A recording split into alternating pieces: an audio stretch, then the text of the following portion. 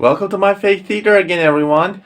And last video, which is a weird cons video, I mentioned in the ending in that video, I'm gonna do a comparison video of Requiem for a Dream and Last Exit to Brooklyn.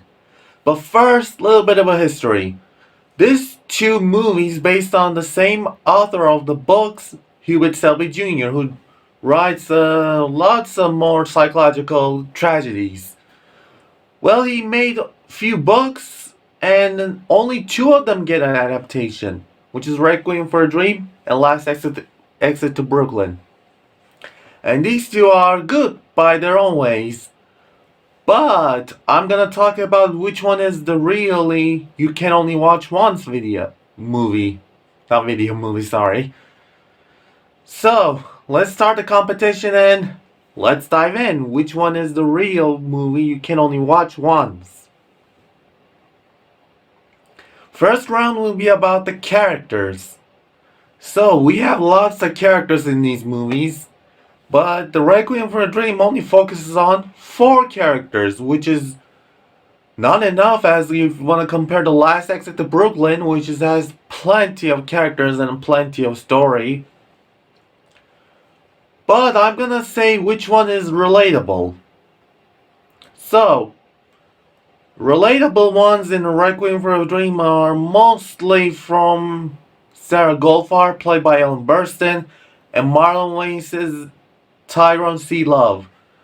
The Marion Silver, played by Jennifer Connelly, and Jared Leto's character Harry Goldfarb are kind of unrelatable, but they can make mistakes.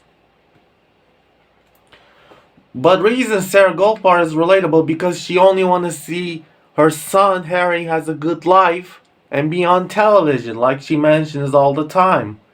And Tyrone, well, like he imagined his mother in the flashbacks. And of course, Darren Aronofsky revealed that he's the one maybe he will left his addiction for good. So there's been a good hope for Tyrone. But as for Last Exit to Brooklyn, well, the character starts out bad, like Stephen Lang's character, Jennifer Jason Leigh's character, and the late Alexis Arquette's character. Those 3 starts out bad, but they understand their mistakes and they feel the regrets. So they only getting sympathized at the end of their story. Winner in this round, Requiem for a Dream. To the second round, The Message. The messages in this movie are basically addictions and regrets of the bad things you've done. But, both of them has the same message and a little bit of painful message. You can see their regrets at the end of their story. So, Last Exit to Brooklyn and Requiem for a Dream get a point. Requiem for a Dream is on the lead, and Last Exit to Brooklyn is get a score right about now. And the round 3, which is the atmosphere, you can say atmosphere of the movies. Well, Requiem for a Dream has started a bit of a lighter tone. They're trying to reach their peak, and then as in summer. And then it goes on to winter, and then, the fall, and the winter now. I remember it now correctly. It getting darker and darker and darker. And that makes his characters has a very dark road in our way. But in the Last Exit to Brooklyn, it show us just darker tone. The film begins with a darker tone, and it leaves you with a darker feeling. Like all throughout the movie, it's just dark as the Brooklyn's darkest times in the 50s. So Last Exit to Brooklyn got another point. These two are neck and neck now. We now in the 4th round, which is a 4th round about the characters' fates. So, the characters' fates are basically, it's horrific. Like horrific than a traditional horror movie way.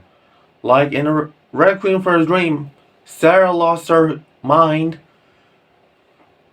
Harry lost his arm, Marion lost her virginity and she becomes prostitutes, and Tyrone lost his freedom. Four of them are lost their dreams and stuck in that reality forever, which is very tragic. And Last Exit to Brooklyn, only one story got a happy ending, like I said in my review, which is a strike part in the factory. They finally go to their works, but that's for the main characters. I can't mention it, but since you are here, let's mention it. I don't know what's happened in the book because I don't find any copy, even though there was a copy of both Last Exit to Brooklyn and Requiem for a Dream.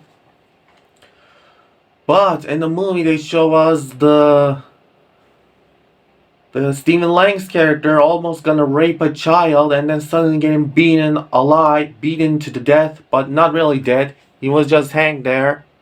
And he prays for the God and realizes what he's doing. Alexis Arquette's character gets killed with the AIDS and then car crash. And then Jennifer Jason Leigh's character is, holy crap, that was horrific. I'm not gonna mention it again. If you see my review, I might mention it. I can't remember, but yeah.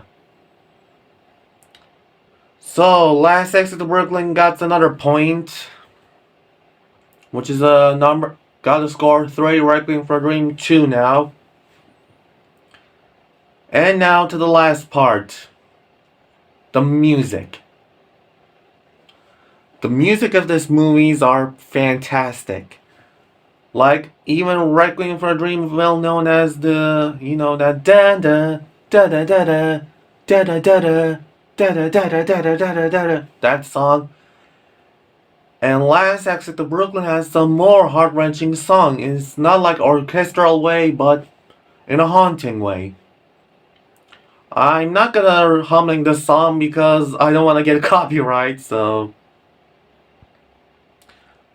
I guess you can say both of these movies got a point. With a score, of course. So Requiem for a Dream is 3, and Last Exit to Brooklyn 4. Of course, I know there's no round 6 because if I do that, it won't make sense. So, of course, the messages of these movies are regrets about the bad things you did. That's all I have to say. So, without a doubt, winner is not only Last Exit to Brooklyn. This movie is actually you can only watch once. So, big applause to this movie, everyone.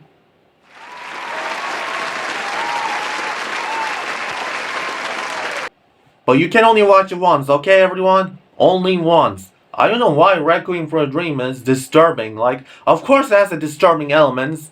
Has a heartbreaking story, sad performances. But Last Exit to Brooklyn should be winner. Even if Watch Mojo is gonna do another top something disturbing movies, they should include this one in number 1. So, thanks for watching. I hope you liked this video. I hope you agree with my opinion. If you don't, I can respect your opinion too. Thanks for watching. Don't forget to subscribe and see you next time.